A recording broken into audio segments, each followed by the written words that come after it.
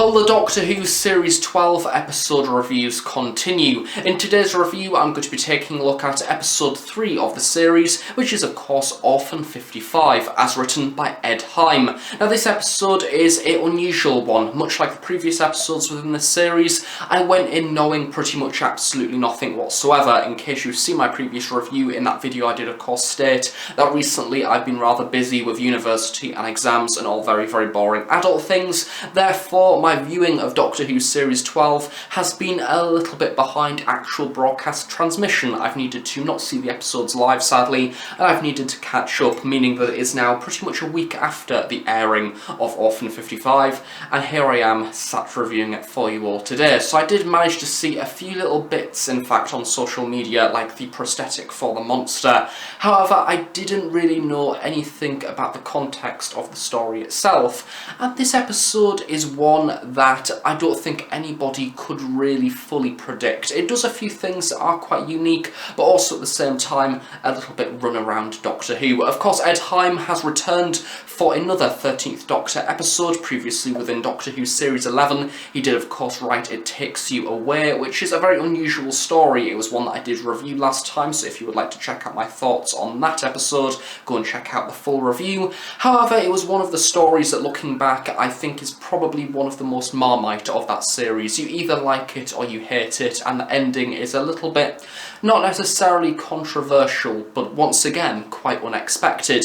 This story takes a much more science fiction turn, I think, in relation to Earth itself and current problems that we are of course facing, and creates a story that, once again, I think you will either like it or hate it for many different reasons. So as per usual, this episode review will contain spoilers to the Doctor Who Series 12 story, Orphan 55, so if you haven't seen the episode itself, go and watch it and then come back to see this review, because I will be talking about the different plots and twisting points within the narrative itself, as well as talking about the characters, and very much like how I said throughout my Spyfall review, if you have a different opinion to me, that is absolutely fine, because naturally we are all human and we like different things. Why not leave your opinions in the comment section below and say your own mini review for the story itself, what you liked and disliked, what you would like to see within the rest of this season as well. I'll be very interested to see, because not gonna lie, I've been kind of taking a step back from social media recently, simply because it is just depressing and everybody is at each other's throats constantly, being critical at each other, and nobody can have their own opinion anymore. Very much in the sense of current Doctor Who, I actually feel like I need to watch what I say when it comes to Doctor Who these days within the actual TV episodes, as opposed to say the likes of Books or Big Finish, because those have their own dedicated audiences that actually seem to be a bit more accepting of other people's opinions. However, the TV show itself is sadly at the minute teetering in this rather horrible little climate that we've got going on of criticism and just general aggressive attitudes. Expecting, leave your comments in the section below and say what you thought about this story overall. Very much like how I mentioned in the previous review, I'm happy to see a few of the references within Spyfall carrying across to this story. The companions of the TARDIS team at the minute are starting to see flaws with the 13th Doctor. The fact that they don't really know too much about her background, the fact that there is clearly something on her mind. There's a really lovely moment at the very beginning of this story where Yaz says something and the Doctor is rather snappy back, and not gonna lie, actually quite unpleasant to Yaz. I kind of feel like this is something that needs to progress throughout the rest of the season. I'm glad to see that it has been referenced, because something with Series 11 was that every single story felt quite detached and you could watch it in any order, and we didn't really have any actual development of the characters themselves other than Ryan calling Graham sort of granddad or something at the end of the season, and other than that we didn't really have too much. This feels like an interconnected adventure where these characters have just gone on different stories and experiences, and they have been changed because of that, so it's good to see those developments carrying across throughout the different narratives. And it's nice to also see that the other companions within the TARDIS team are possibly also interacting to this rather large detachment between the Doctor and the rest of the team itself. So I would like to see that once again continue throughout the rest of the stories. Yaz was nice throughout this episode. Of course, I did have a few pleasant things to say about her within Spyfall. I think that Mandip Gill has certainly upped it a notch compared to the previous season. It's nice to see her being a bit more of a developed, rounded character as opposed to what we got last season, being just a cardboard cutout. Graham is absolutely hilarious within the early half of this story. There are some absolutely brilliant and funny moments which are really well written. I actually think that Ed Hime's comedy is quite good. It certainly rings to me very well. It won't ring to everybody, but I think that he gets Graham as a character rather nicely. Of course, we did have that development at the end of It Takes You Away last year, with Ryan calling him Grandad, so it's clear to see that he wants to move the characters forward.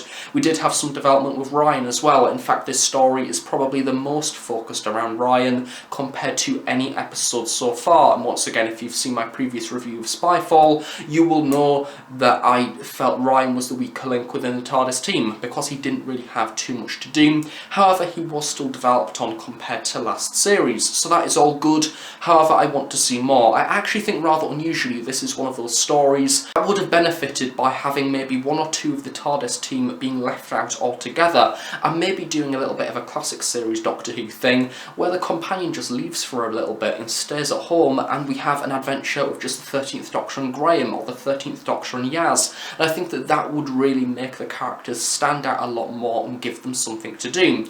Because I don't quite understand Ed Hime's approach throughout this story, where we have a rather large TARDIS team as it is, and then you go and attach basically a whole flat equivalent of another extension to the TARDIS team. You have so many characters within this story that don't really have much to do, and you could have very easily not included the vast majority of them and had a story that was basically exactly the same. Green-haired people were alright. Of course, we had the guy from The Inbetweeners, I've forgotten his name, in this story. He didn't really have too much to do, not gonna lie, that could have been any actor. It didn't really need to be a name such as him that is very familiar within the UK. The child actor I think that he was very impressive. For his age, he actually acted very well. He wasn't over the top or anything like that, and I respected the role that he had. And if anything, he was one of the only characters throughout this story not a part of the TARDIS team that went on a journey. Likewise, we had the daughter-mother relationship, with the mother not knowing her daughter was actually present, and it was meant to be her giving the sort of Planet Treasure Hotel thing was meant to be a gift to her in the future, and all of that jazz. That was a character thing, that was a plot, I suppose. I didn't really care about it too much. But yeah, it just felt like you didn't need all those people. Why are all these people here? Get rid of them, because we didn't need them. And then we have bloody Benni. Every single time I go onto my social media, the little time that I go onto Twitter, I was constantly seeing people talking about this Benni person. I thought, what on earth is going on? And then I watched this story and I figured out exactly what was going on, and the old woman was infuriating. Jesus, I just wanted her gone instantly. I mean, I got the idea that they were meant to be endearing and nice, and he was meant to propose, and then I knew exactly as soon as that happened, he's going to die, because that makes people feel sympathy, apparently.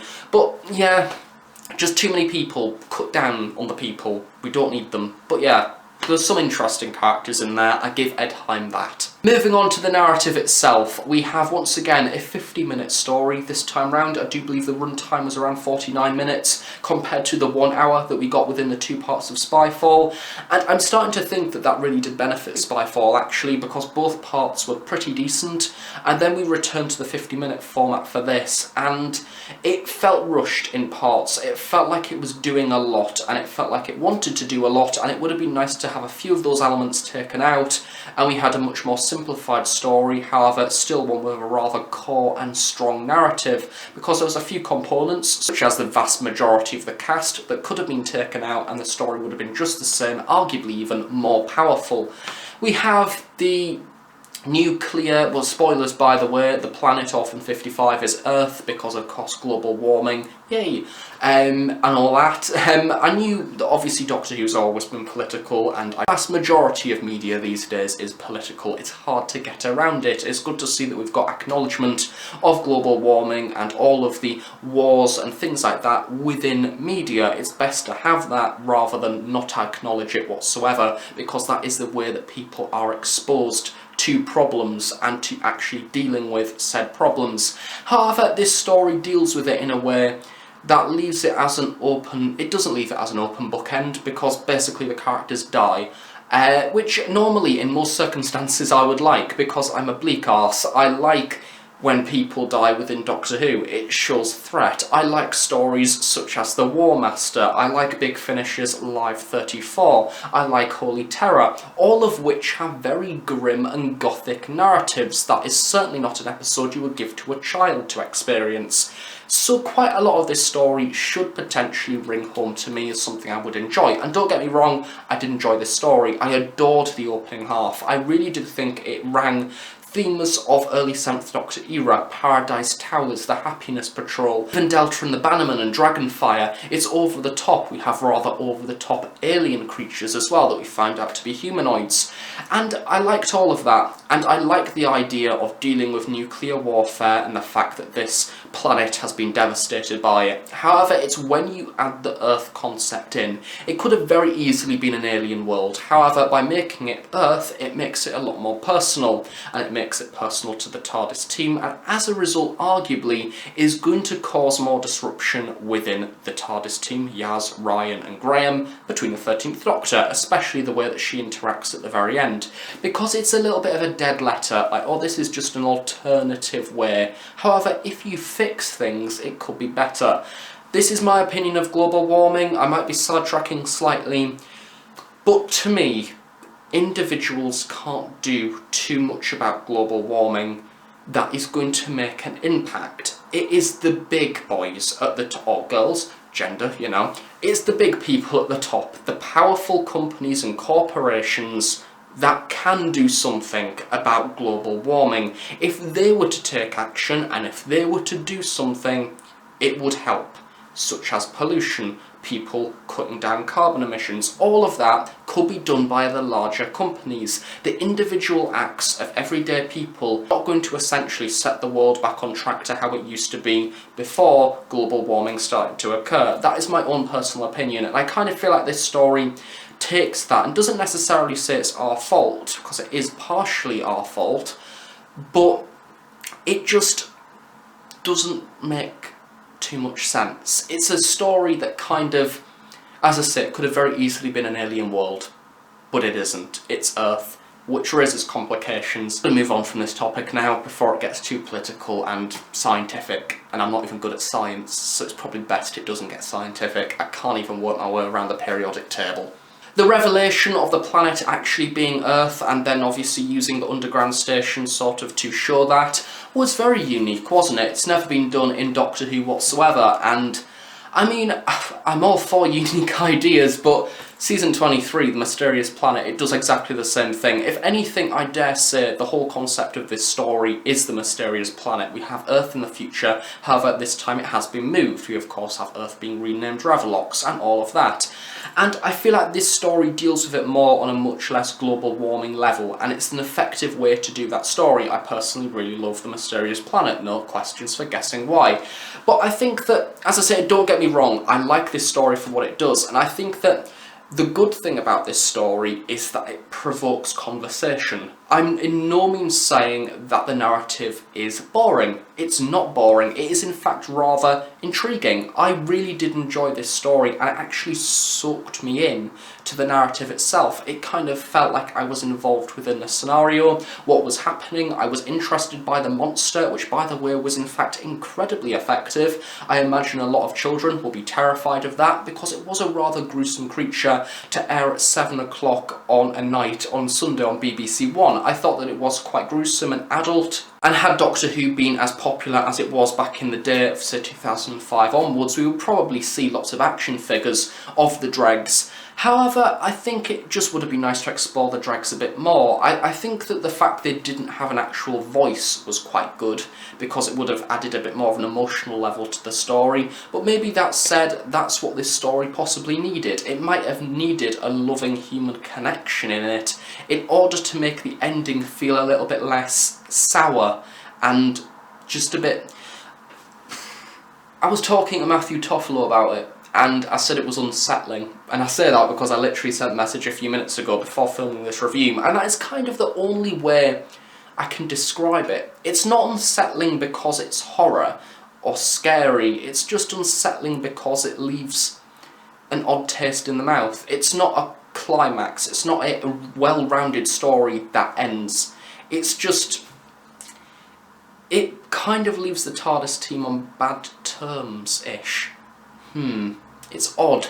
I've just mentioned the dregs themselves visually looked absolutely brilliant, very impressive and great prosthetics. I'm guessing there was some CGI involvement in there as well, because it did look like a prosthetic, and I'm guessing it would have been quite expensive to do it completely CGI. But yeah, they worked brilliantly, I was impressed with them, I loved the close-ups. The directing as well is great, I really do love it. Once again, much like Spyfall, it looks like a 21st century piece of media. This wouldn't look out of place alongside those big popular TV shows that are on Netflix that get highly popular ratings. It looks like a respectable science fiction drama, which is something that can't be said for a few seasons ago with the new series Doctor Who, because the directing choice wasn't necessarily that adventurous. The Series 11 and Series 12 have upped the game. They look visually gorgeous, and to an extent Series 10 as well. The back end of the 12th Doctor era looked adventurous, and it certainly made more interesting and unique directing choices. The same can be said for this story. In fact,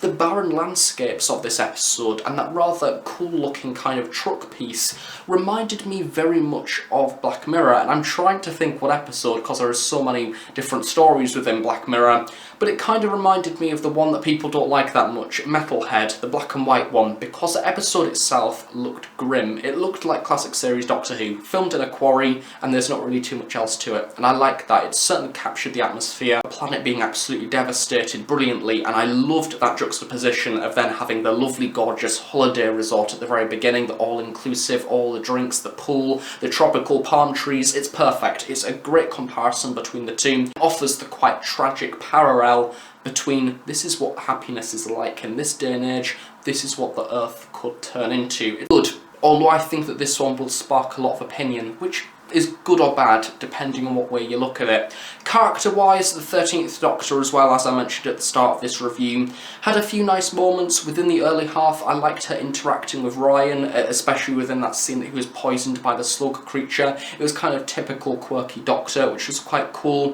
And I kind of felt, though, that she didn't really have too much to do. And the scene within the car kind of lorry thing, where she was saying about what orphan planets are, it kind of felt a bit spoon-fed. It kind of reverted back to Series 11. This is the narrative. These are the characters that we have just met. You like that person, here is the bad guy. You don't like him, that is the narrative. And that is basically all what the companions of the Doctor did throughout the whole series. This kind of returned to that. Spyfall didn't really have it, so I want to see them going away from that format a bit more. Like Sleep No More perhaps deserved a bit of mystery behind it. Maybe a way to take this story would have been taking out the revelation itself that the planet was Earth, and having the Doctor and the TARDIS team saving the planet to the extent that they could possibly do so without the people dying.